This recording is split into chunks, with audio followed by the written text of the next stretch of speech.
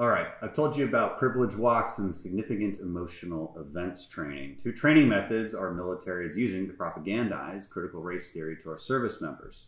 Now, for reference, the privilege walks occurred at Moody Air Force Base in Georgia, and the significant emotional event training occurred at Patrick Air Force Base in Florida. It's important to call out these specific commands, otherwise we're not going to see these practices get changed. So today I'm going to tell you about a really disturbing report we received in my home state of Texas at Fort Bliss. According to this report, during an inclusion exercise, service members were required to create and wear personal identification badges.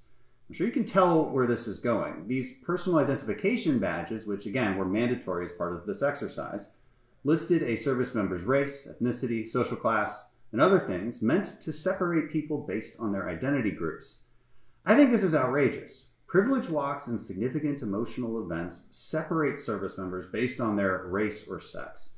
But these personal identification badges actually require people to reduce themselves to a whole list of new characteristics that have nothing to do with their service or their training, or the content of their character for that matter.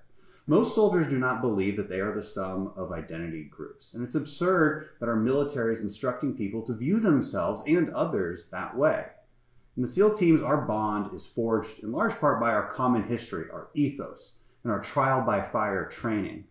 We never asked each other for our social class or other identity groups because that would be ridiculous.